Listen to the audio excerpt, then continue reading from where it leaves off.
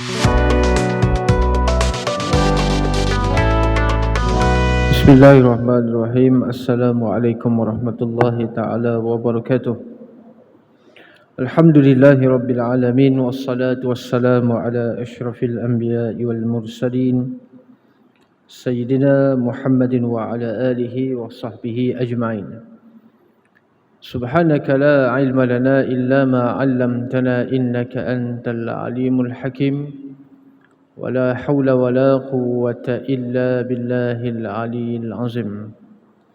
رب اشرح لي صدري ويسر لي أمري واحلل عقدة من لساني يفقه قولي أما بعد.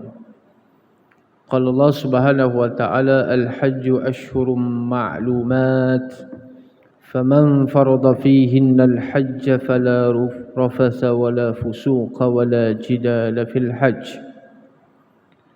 وما تفعلوا من خير يعلمه الله وتزودوا فإن خير الزاد التقوى واتقون يا أولي الألباب. Muslimin dan muslimat yang dirahmati Allah Subhanahu wa taala, kita memasuki hadis yang seterusnya di dalam kitab Hadis Al-Ahkam, yaitu berkenaan dengan haji dan umrah, yang mana terdiri daripada fadilah, kelebihan pelaksanaan haji, terdiri daripada syarat, rukun dan juga perkara-perkara yang dilarang di dalam haji, serta apakah hikmah dan juga rahsia di sebalik pensyariatan ibadah haji. Allah Subhanahu wa taala menghikayatkan tentang Ibrahim alaihi salam, yang mana Nabi Ibrahim mengatakan, Rabbana inni askantu bi dzurriyyati biwadin ghairi zi zar'in 'inda baitikal muharram Rabbana liyuqimus salata faj'al af'idatan minan nasi tahwi ilaihim warzuqhum minas samarati la'allahum yashkurun. Di dalam surah Ibrahim, Nabi Ibrahim apabila setelah meninggalkan Siti Hajar bersama dengan Nabi Ismail, yang ketika itu baru dilahirkan, meninggalkan di Mekah, yang pada waktu itu Mekah ini satu tempat yang tandus, kering kontang, tidak ada air, tidak ada haiwan, tidak ada tumbuhan, tidak ada makhluk yang tinggal. Mekah ini tidak ada apa-apa. Apabila Nabi Ibrahim mendapat wahyu daripada Allah Subhanahu wa taala, Allah meminta supaya Nabi Ibrahim meninggalkan anak dan isteri di tempat tersebut, yang mana tempat itu tidak mempunyai tamadun manusia, air tidak ada dan segala-galanya tidak ada. Dan apabila Ibrahim sampai di satu tempat yang tinggi, bukit, yang boleh melihat daripada atas bukit itu tempat tersebut, Baitullah, beliau membaca doa, Rabbana inni askantu min zurriyyati, wahai Tuhan kami, sesungguhnya aku telah meninggalkan sebahagian daripada zuriat aku, yakni anak aku yang baru lahir, Nabi Ismail bersama dengan Siti Hajar. Aku telah tinggalkan mereka biwadin ghairi zi zara'in, di satu tempat, di satu lembah, di satu kawasan yang tidak ada sebarang tumbuhan, tidak ada air, tidak ada makanan, tidak ada haiwan. 'Inda baitikal muharram, di sisi Baitullah, iaitu Kaabah. Kemudian Nabi Ibrahim membaca lagi, Rabbana liyuqimus salah, supaya mereka, anak cucu aku nanti ini, mendirikan salat. Jadi orang yang melaksanakan salat, jangan mengabaikan salat. Kemudian doa Nabi Ibrahim, faj'al af'idatan minan nas tahwi ilaihim. Maka jadikanlah, berikan hati-hati manusia ni rasa ingin, cenderung untuk pergi ke Mekah. Jadikan hati-hati manusia ni teringin untuk pergi ke Mekah, yang mana dulu berasal daripada tanah yang tandus, yang tidak ada apa-apa. Kemudian berkat daripada doa Nabi Ibrahim sampai sekarang jutaan manusia pergi. Yang pertama, doa supaya dirikan salat. Yang kedua, jadikan hati-hati manusia ni terikat, tertarik, rasa tak puas, nak pergi lagi. Tahwi ilaihim. Kemudian doa yang ketiga, warzuqhum minats thamarat. Berikan mereka itu rezeki daripada buah-buahan, yang mana berkat daripada doa Nabi Ibrahim, Mekah menjadi tanah yang subur. La'allahum yashkurun, agar mereka berterima kasih terhadap nikmat yang telah dikurniakan oleh Allah Subhanahu wa taala.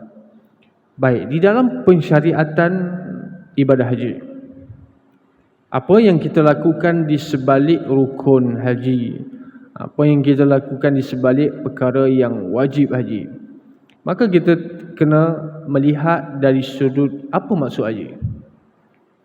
Seperti mana Allah Subhanahu wa taala sebut al-hajju ashhurum ma'lumat. Haji ni dia ada waktu dia. Seperti salat, tidak boleh sebarangan buat. Berbeza dengan umrah.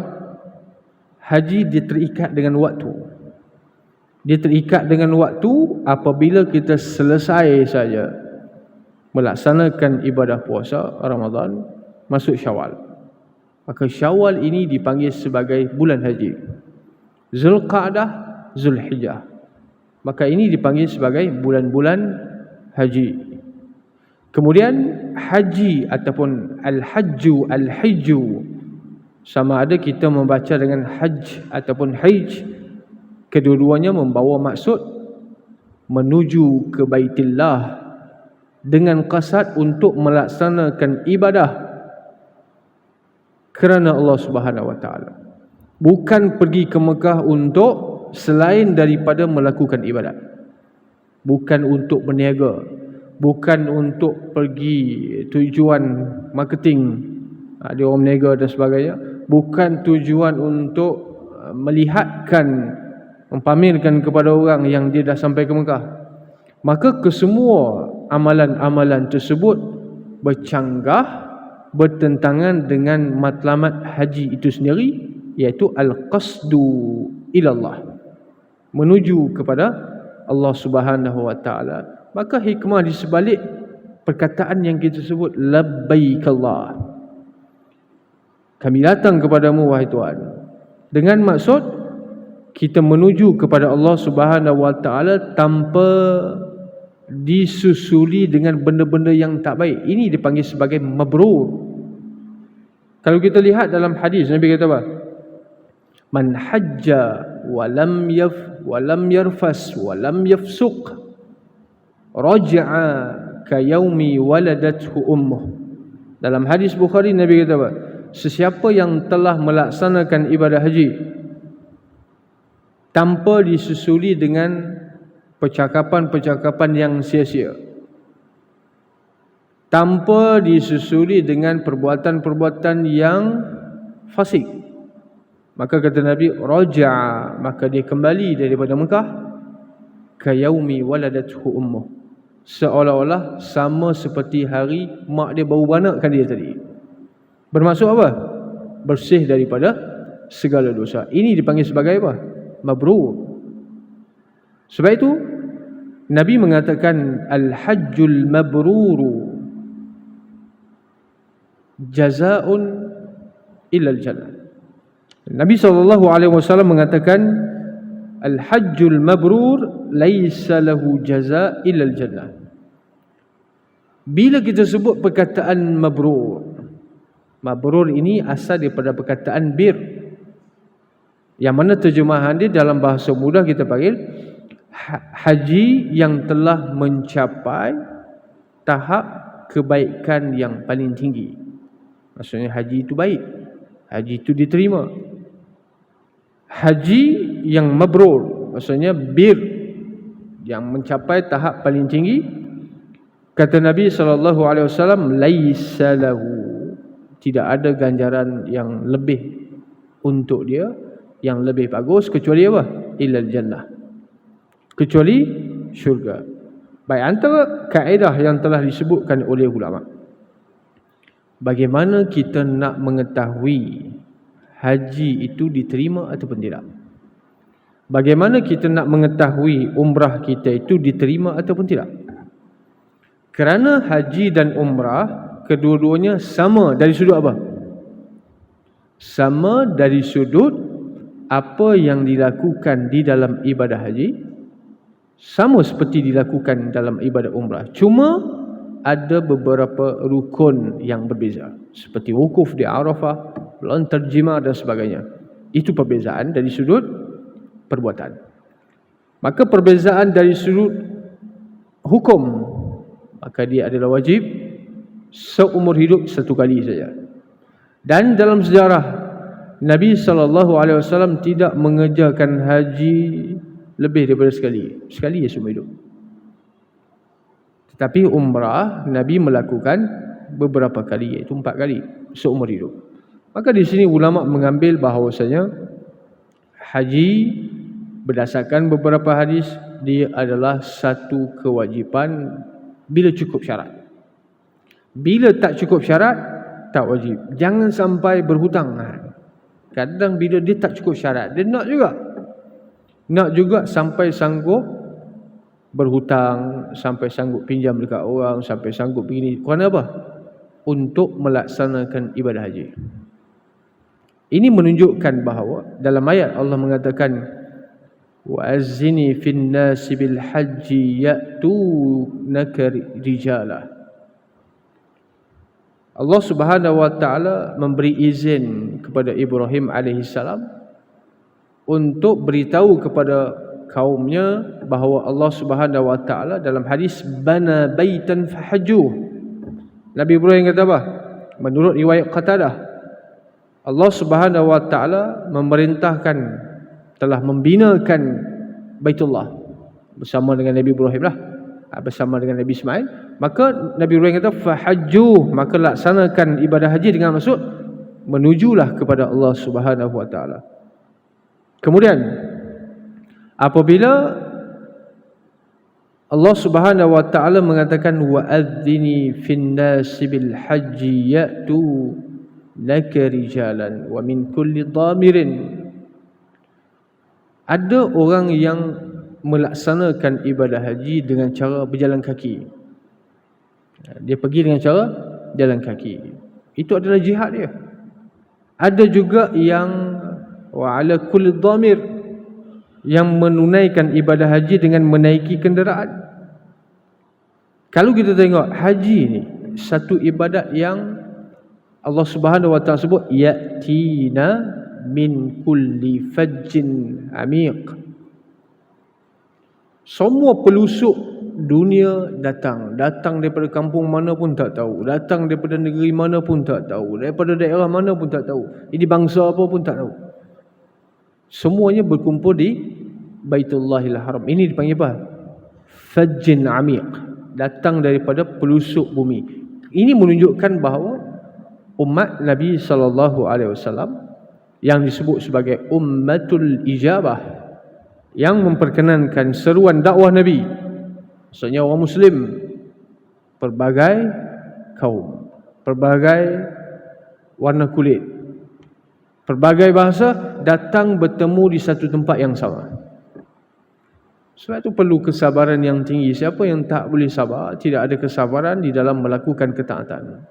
Bukan saja ibadah haji, solat pun begitu, puasa pun begitu juga, sedekah pun begitu juga, dia takkan boleh beramal. Lama sangat duduk di sana, panas, maka dia takkan boleh beramal. Itu belum lagi dia melakukan haji di dalam bentuk dipanggil ifrat ataupun mufrid. Haji dilakukan dalam 3 bentuk pelaksanaan yang berbeza. Yang pertama disebut sebagai ifrat.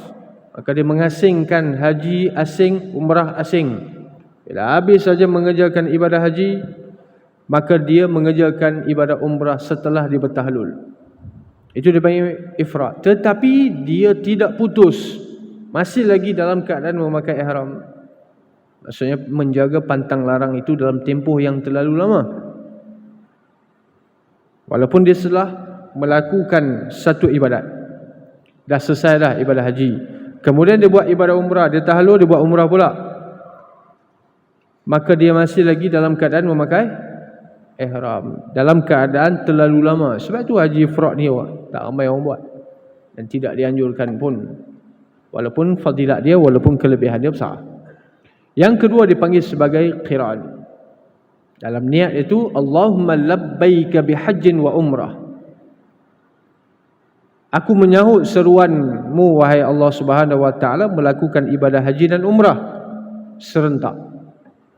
Ini dipanggil apa? Dipanggil qiran.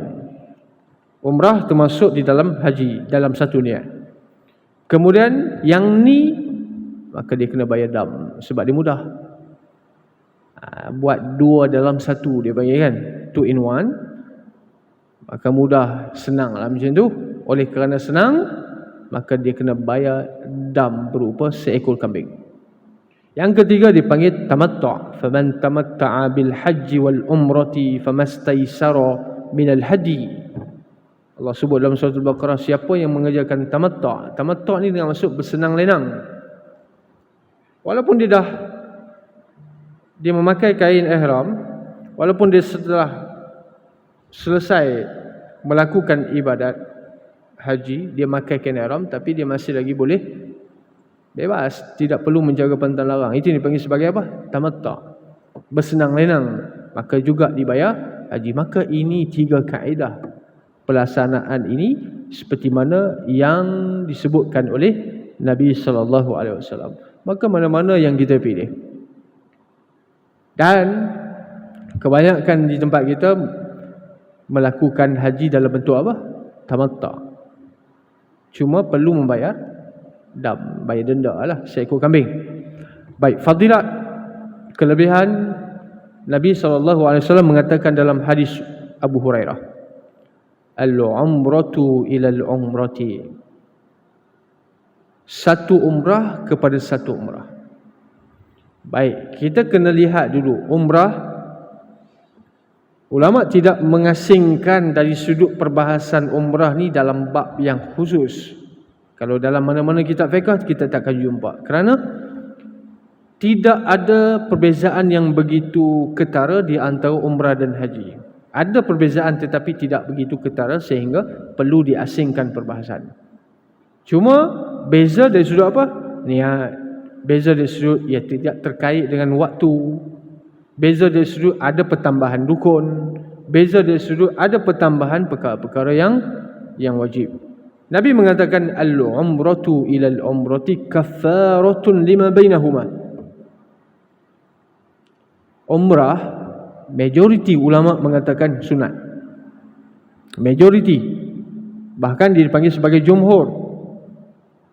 Kemudian apabila hukumnya adalah sunat, boleh ataupun tidak seseorang itu mengerjakan umrah berulang kali. Ini juga adalah sunat. Kecuali Imam Malik bin Anas, mazhab Maliki, mengatakan bahawa makruh disertakan ataupun dilakukan umrah 1 tahun lebih daripada 2 kali. Sekali ya. Ini mazhab Maliki. Tetapi majoriti termasuk Syafi'i mengatakan apa? Umrah nak buat banyak mana pun terpulang. Tidak terkait dengan waktu dan tidak terkait dengan masa. Bila-bila awak nak pergi umrah, pergi. Kerana apa? Fadilah dia, Nabi mengatakan kaffaratun lima bainahuma. Contoh, kalau kita pergi melakukan ibadah umrah seminggu, kebiasaan 7 hari, 8 hari. Okey. Dalam 7 ataupun 8 hari, berapa banyak umrah kita boleh buat? Kena faham dulu, kita kena ambil dulu, kita kena faham konsep dia macam mana. Bukan bermaksud kita pergi umrah 7-8 hari, Itu sekali umrah? Tak. Itu bukan satu umrah maksud ke sini. Maksud di sini adalah umrah secara gambaran dia, okey, kita pakai ihram sampai di Baitullah, apa kita buat? Tawaf 7 kali. Ini saya cerita yang basic. Tawaf 7 kali.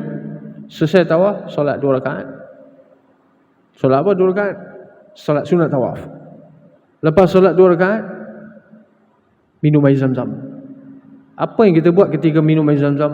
Allahumma inni balagha anna rasulaka sallallahu alaihi wasallam qala ma'u zamzama lima syuribalah wa inni ashrabuhu bi an taghfira dzunubi. Ini doa yang dibaca ketika minum air Zam-Zam. Apa dia? Nabi sebut air Zam-Zam itu bagi orang yang minum. Dia minum untuk apa? Saya niat minum nak bagi sembuh penyakit, nak bagi sihat. Alhamdulillah, dengan berkat Zam-Zam insya-Allah. Bila selesai minum, pergi ke mana? Sa'i, mas'a. Safa Marwah 7 kali.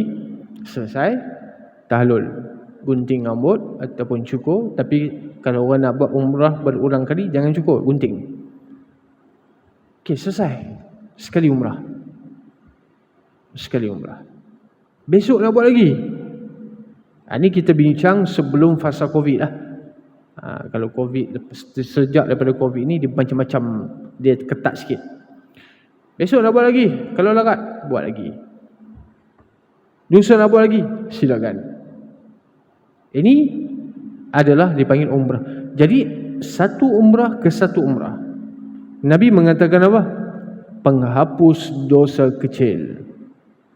Contoh, kalau orang yang mengerjakan umrah setahun sekali, tahun ni dia buat umrah bulan Ramadan, tahun depan dia berazam untuk lakukan umrah bulan Ramadan, maka antara jarak 12 bulan itu, umrah dengan umrah, walaupun tahun yang berbeza, Allah Subhanahu Wa Taala menghapuskan dosa kecil. Apa yang dosa yang dilakukan oleh manusia, Allah Subhanahu Wa Taala hapus. Satu, bukan dosa kecil. Bukan dosa kecil itu terhapus dengan umrah saja. Kita tengok dalam hadis Bukhari Muslim yang lain. Nabi kata apa? Ma yusibul muslima min wasabin wala nasabin wala huznin wala wahmin wala azan hatta syaukati yushakuha illa kaffarallahu biha khatayah. Dalam hadis Bukhari Muslim Nabi kata apa? Tidak ada mana-mana Muslim yang ditimpa musibah, yang kena penyakit, yang dalam keadaan kesedihan, yang dalam keadaan kesakitan, yang dalam keadaan kerunsingan, sehinggakan dia terpijak duri. Duri, Nabi kata apa? Dia terpijak duri. Yushakuha illa kaffarallahu biha khatayah. Itu pun Tuhan hapus dosa kecil. Apatah lagi melakukan ibadat umrah. Awak pijak duri, awak pijak kaca berdarah sikit, itu dianggap sebagai apa? Untuk hapus dosa kecil awak. Kalau orang yang tidak pernah sakit langsung, tidak pernah ada masalah, tidak pernah kena musibah, tidak pernah kesusahan, tak pernah lah, apa jua tak pernah, senang lenang maka ini alamatnya Allah Subhanahu Wa Taala tidak menghapuskan dosa kamu. Sebab itu para rasul ataupun para ulama, mereka bila ditimpa musibah, mereka tak sedih. Kita sedih lah. Nabi SAW disihir. Bukan biasa-biasa, tuan-tuan. Disihir. Kena santau. Kena santau. Nabi Ayub alaihi salam ditimpa penyakit. Rabbi massani ad-durru wa anta arhamur rahimin. Dia tak minta, ya Allah sembuhkan penyakit aku sekarang. Tak. Dia tahu itu adalah kafarah. Sebab itu para ulama mengatakan orang yang dekat dengan Allah Subhanahu Wa Taala, kesakitan itu adalah kesedapan bagi mereka. Itu level lain. Ini kita bincang level lain. Kita bukan level ni. Kesakitan itu musibah bagi kita, penghapus dosa. Nabi kena sihir, Nabi diracun. Kemudian dalam hadis Muslim Nabi sebut apa? Allah Subhanahu wa taala bila sayang seseorang hamba, maka dia paling banyak kena ujian. Hadis Muslim, hadis sahih. Allah Subhanahu wa taala bila sayang seseorang, dia paling banyak kena uji, bukan dia paling relax, tak. Sebagai contoh, analogi mudah. Kita sayang anak. Kita sayang kepada anak kita. Anak kita nak buat apa pun, terpulanglah, awak nak buat apa pun lantaklah. Itu bukan sayang. Itu bukan sayang. Beri kebebasan mutlak. Apa yang anak nak buat, terpulang. Awak nak curi ke, awak tak nak solat ke, terpulanglah. Saya tak mau ambil tahu. Itu tanda sayang? Tak. Tanda sayang dia ambil berat tentang anak dia. Apa anak dia buat, apa anak dia makan, apa semua. Sehingga kan kalau melanggar apa yang tak diingini oleh ibu bapa ataupun apa yang tak disukai oleh bapa, anak tu kena pukul. Anak tu kena denda. Dia kena pukul, dia kena denda. Sebab apa? Sebab saya sayang awak lah saya buat macam ni. Sebab sayang anak lah saya pukul. Sebab sayang anak lah saya denda dia. Kalau tak sayang, biar. Ini analogi mudah untuk kita faham macam mana Nabi SAW mengatakan, Innallaha ta'ala idza habba 'abdan ibtalah. Nabi kata, Allah Subhanahu wa taala bila sayang kepada seseorang hamba, maka Allah uji dia. Cuma berat dengan ringan saya. Kadang-kadang ujian kita tak sama dengan orang. Sebab Tuhan takkan bagi benda yang kita tak mampu tanggung. Jangan risau. La yukallifullahu nafsan illa wus'aha. Ayat yang kita baca. Allah Subhanahu wa taala tidak akan bebankan awak dengan benda yang awak tak tanggung. Allah bagi tu Allah tahu awak mampu untuk tanggung. Jangan seolah beratnya beban aku tak mampu tanggung. No. Tuhan bagi sesuai dengan awak. Kalau Allah berikan ujian macam kepada kita seperti mana Allah berikan kepada Nabi SAW, itu baru betul tak mampu tanggung. Sampai ancaman bunuh hari-hari, kena sihir, kena santau, kena racun makanan, kena baling dengan batu apabila pergi ke Taif, dihalau, berdarah kepala. Itu kerana Nabi SAW mampu tanggung. Ini menunjukkan bahawa antara rahmat Allah Subhanahu wa taala, seseorang itu tidak akan masuk syurga dengan amal. Ini hadis yang selalu kita dengar kan. Nabi SAW mengatakan,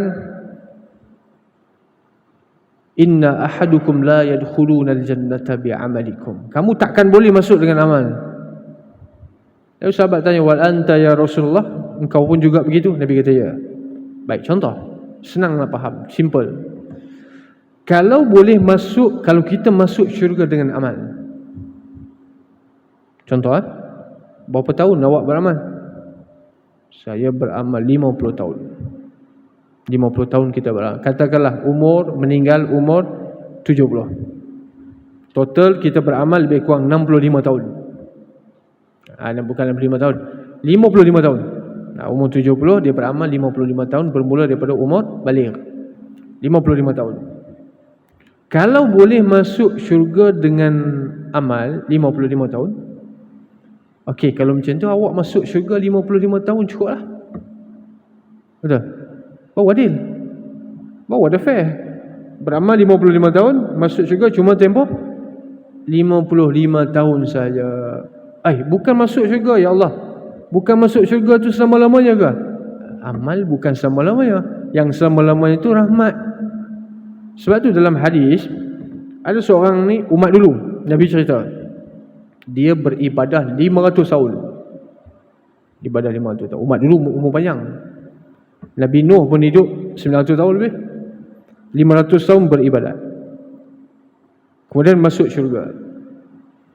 Allah tanya, kamu masuk syurga sebab apa? Dia kata, sebab amal yang aku buat 500 tahun. Okey, kalau macam tu awak masuk syurga 500 tahun saja. Mana boleh? Syurga kekal. Dia kata syurga kekal. Wahai Tuhan, syurga kekal, bukan 500 tahun. Yang kekal itu rahmat aku, bukan amal kau. Jadi kamu masuk bukan dengan sebab amal kamu 500 tahun, tapi kamu masuk dengan sebab belas kasihan, rahmat daripada aku. Rahmat Tuhan tu yang kekal. Amal kita ada tempoh, tidak kekal. Amal kita ada tempoh 20 tahun, 30 tahun, 40 tahun, 50 tahun. Maka di sini jangan sombong, jangan kita rasa amal kita tu confirm diterima. Nabi ajar doa, Rabbana taqabbal minna salatana wa qiyamana wa siyamana wa ruku'ana wa sujudana wa tammim taqsirana. Minta supaya diterima amal ibadat yang kita buat. Baik, sambungan daripada hadis tadi, al-umratu ila al-umrati kaffaratun lima bainahuma wal hajju mabrur laisa lahu jazaa'un illa al-jannah. Ini saya dah hurai tadi, haji yang sifat dia mabrur. Tanda mabrur macam mana? Okey, awak pergi haji, setengah ulama sebut awak pergi haji, kemudian awak balik, perangai awak berubah. Ini simple untuk kita faham. Pergi haji, balik haji berubah. Bukan berubah dari sudut pakaian, bukan berubah dari sudut gelaran. Berubah dari sudut gelaran apa? Balik orang panggil Pak Haji lah. Kalau orang tak panggil haji, marah. Saya haji tau. Marah orang tak panggil haji kan. Saya haji, habis 80,000 pergi haji. Takkan tak panggil haji? Itu bukan mabrur. Yang mabrur adalah balik berubah dari sudut perangai. Bukan berubah dari sudut pakaian, bukan berubah dari sudut nama, penampilan, tetapi berubah dari sudut akhlak dia. Dia balik, kelakuan dia lebih baik sebelum dia pergi. Jangan balik lebih teruk daripada sebelum pergi. Sebelum pergi haji dah teruk dah, balik lagi teruk. Maksudnya hajinya tidak diterima oleh Allah Subhanahu Wa Taala. Itu alamat ataupun tanda mudah untuk diketahui seperti mana yang telah disebutkan oleh ulama. Kemudian daripada Jabir, sahabat Nabi, dia kata, ya Rasulullah, wahai Rasulullah, ma birrul haji, macam mana haji itu diterima oleh Allah? Dalam hadis, ma birrul haji, lalu kata Nabi, it'amut ta'am wa ifsya'us salam. Awak balik, awak rajin bersedekah. Awak haji balik, rajin bersedekah, selalu belanja orang, tegur sapa dengan orang. Itu dalam hadis Nabi sebut, itu salah satu daripada alamat ataupun tanda diterima haji oleh Allah Subhanahu Wa Taala. Kemudian hadis yang kedua daripada Aisyah radhiyallahu taala anha, beliau bertanya kepada Nabi, ya Rasulullah, 'alan nisa'i jihadun. Wahai Rasulullah, adakah wajib ke atas kaum wanita pergi berjihad? Adakah orang perempuan wajib pergi berjihad? Lalu kata Nabi, na'am, alaihinna jihadun la qitala fih. Orang perempuan juga wajib berjihad, tetapi jihad yang tidak ada peperangan. Jihad yang tak perlu angkat senjata, jihad yang tak perlu menumpahkan darah. Itu yang dimaksudkan jihadun la qitala fih. Apa dia? Al-hajj wal umrah, iaitu awak mengerjakan haji, awak buat ibadat umrah, itu jihad untuk awak. Kenapa? Kalau orang yang nak melaksanakan ibadah haji umrah, dia perlu jihad tak? Ya, dia perlu keluarkan tenaga dia. Kalau sakit tak larat, tak wajib. Dia perlu keluarkan wang ringgit, dia perlu keluarkan masa dia. Kalau tak ada masa, sibuk manjang, tak boleh pergi. Sebab tu ulama menghuraikan dalam ayat Allah Subhanahu Wa Taala sebut apa dah? Man istata'a ilaihi sabila. Istita'ah, kemampuan. Kemampuan yang dimaksudkan dalam ibadah haji dan umrah banyak aspek. Yang pertama dari sudut kesihatan. Yang kedua dari sudut keadaan keselamatan. Awak nak pergi keadaan selamat, bukan COVID, tidak ada COVID, tidak ada perang dan sebagainya, keselamatan. Bukan hanya istita'ah itu merujuk kepada wang ringgit semata-mata. Sebab apa? Orang ada duit belum tentu boleh pergi haji. Betul? Ada duit banyak, Ada duit banyak tetapi tak diberikan taufik oleh Allah Subhanahu Wa Taala untuk pergi umrah pun. Umrah pun, bukan haji, umrah. Haji lagi ya. Kenapa? Kerana tidak diberi kesempatan oleh Allah Subhanahu Wa Taala. Jadi kemampuan itu bukan hanya melihat kepada harta ataupun duit semata-mata. Kemampuan masa. Kalau tak ada masa tak boleh, walaupun duit banyak. Dan kadang orang yang tidak ada duit tapi Allah beri kesempatan. Macam mana? Ada orang sponsor lah, contoh. Ada orang taja dia pergi umrah. Bahkan ada orang bawa dia pergi haji.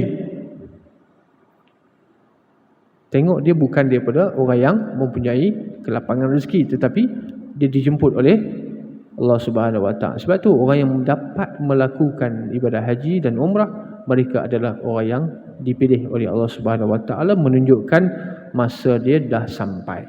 Tapi kena faham matlamat ataupun maqasid di sebalik ibadat ini, dia adalah menuju kepada Allah Subhanahu Wa Taala. Dan dia ibadat berbeza dengan ibadat-ibadat lain kerana dia melibatkan dua aspek. Yang pertama jasmani, yang kedua rohani. Sembayang pun jasmani rohani juga, tapi sembayang tak kena keluar duit. Sembayang tak kena keluar duit, puasa tak kena keluar duit. Tetapi ibadat haji dan umrah kena keluar duit, bukan sikit-sikit punya. Banyak. Itu belum campur kena tipu lagi, kena scam lagi kan. Ni saya tak tahu macam mana orang fikir. Tergamak nak makan duit orang, tipu orang nak buat haji, tipu orang nak buat umrah. Kalau makan duit tipu benda lain tu consider okey lagi lah, walaupun tak boleh juga. Tapi ni bab haji kan, umrah. Tipu dalam perniagaan itu banyak. Tapi tipu dalam orang nak buat ibadat, saya tak tahu apa orang yang dia fikir macam mana. Muslim, Muslim macam mana dia fikir, wallahu alam. Baik, jadi sekali itu insya-Allah kita akan sambung hadis yang seterusnya. Ada lagi, sempat lagi ni. Satu hadis lagi. Baik, Jabir bin Abdullah radhiyallahu taala anhuma atan Nabi sallallahu alaihi wasallam. Arabiyun. Ada seorang Arab Badui datang jumpa Nabi. Kita kena tahu bila sebut Arab Badui ni, mereka ni orang yang dipanggil apa? Sembrono. Dia tak kira lah awak siapa dia. Mereka tidak ada erti beri penghormatan, mereka tidak ada erti nak hormat orang, tak. Itu dipanggil Arabi. Orang Arab Badui panggil dia begitu. Kadang-kadang Arab Badui ni masuk dalam masjid, kencing dalam masjid Nabi apa semua. Itu perangai dia. Orang yang tidak ada tamadun, orang yang tidak ada perangai mereka begitu. Macam orang asli lah. Datang jumpa Nabi SAW. Dia kata apa? Akhbirni 'anil umrati awajibatun hiya. Rasulullah, umrah ni wajib ke sunat? Nabi kata apa?